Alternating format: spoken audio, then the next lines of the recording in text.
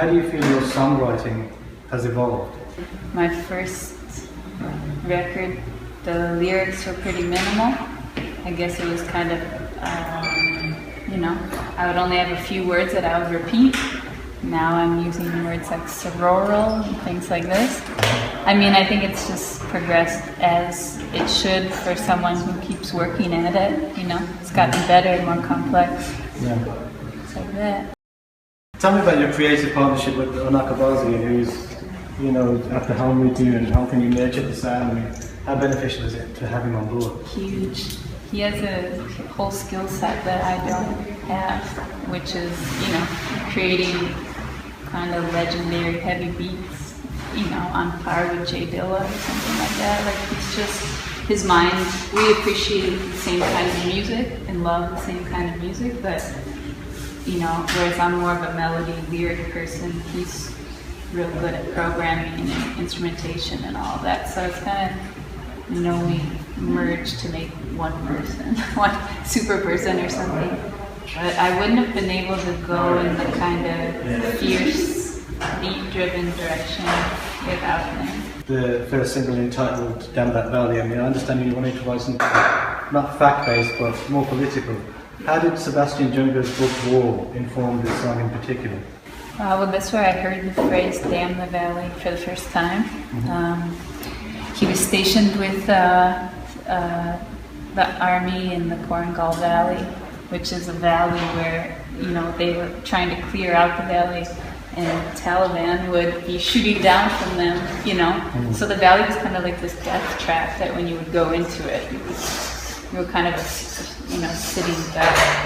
So these guys in the army started hating the valley that they were stationed in because so many people were being killed there. So they started saying "Damn the Valley," and people were tattooing it on their arms, DTV, and that phrase just stuck with me. Also, the video for this track is very compelling, and you know, you have your friend and collaborator, Lulu Turnbull. Yeah. What was the experience like? You know, you're walking the nation's capital in front of the monument, pumping the fists. We just drove this, you know, we drove from Toronto to DC and just did it pretty much. We acted like tourists. We just had a little, like, your camera with a tripod and acted like we were taking pictures. We didn't really get asked what we were doing, which was pretty amazing, because we must have looked like freaks.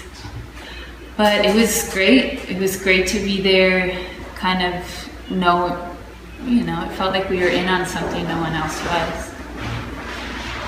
You know, filming her, even though she's acting in protest, we really were feeling those things when we were there. And standing in front of the monuments, you can't help but feel that they're so ridiculous and grand and ugly. And, you know, it was an amazing experience. It's the biggest fuck you I could do, pretty much. And tell us about the openness, you know, sororal feelings. I mean, he is, from a compositional sense, it's such a well-laid song with the instrumentation and, you know, the development, progression, arrangements, and tempos. How did you go about, you know, forming the song from a compositional sense? That's a tape loop I made from a Yvonne Carroll song, and I used to just use it as an interlude between songs live. And I was in New Mexico and I was going through loops that I had made and just realized that one was a great bed for lyrics. It was simple but compelling enough. With the 3 videos that, you know, accompanied the record, I mean, you directed, produced, and you edited, had very much a hands-on approach. You know, which of the 3 posed the biggest challenge to you? I mean, they're all so striking in their own ways. I think Window Shades, because I wasn't in control of the edit. Someone else edited it and I would give notes, you know, but I was in it. So to not have control over my own image was a good lesson and a good challenge for me to, sometimes it's good to, you know, let it go and let someone else touch it instead of it being you and then you touching yourself too. It's a bit too, you know, too much you. And with regards to sequencing the record, was Women's Work the natural choice as the album closer? Yeah, I think so. I think everyone was on board with that and felt that. I asked a lot of people to do sequences. Everyone who worked on the record kind of came up with a sequence. people from the label did sequences, and it seems like that was a good ending point. It sounds like the end of the song, I think. It's a kind of the climax. You recently mentioned that the live show is now complete due to having a very talented sound engineer. Yeah. You have mirrors and smoke, and what's that like for you now? You have the ability to maneuver more whilst you're on stage. It's huge. I have a backup singer now as well, which helps. I used to have a lot of pre-recorded backing vocals, or would just leave the backing vocals out entirely. Mm-hmm. So now the sound is complete, and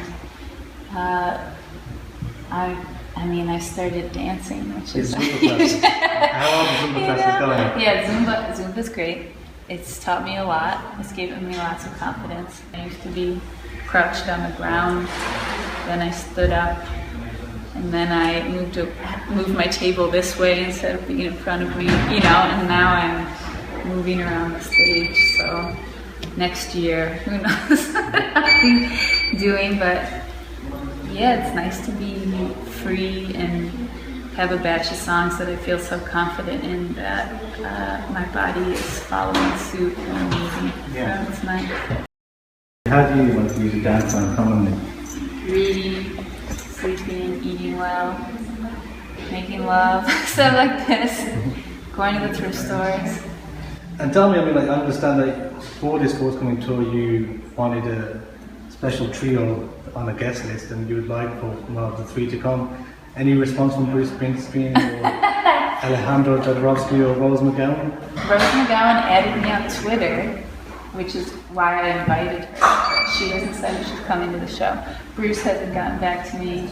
Jodorowsky, I can feel he's thinking about me, so I think I'll see him soon. For right now, I want to just go on the road and bring these songs to people and try and sing them the best I can, while having an intense experience that's also fun, make some memories, and I just want to get started on the next record and make it totally different from this one.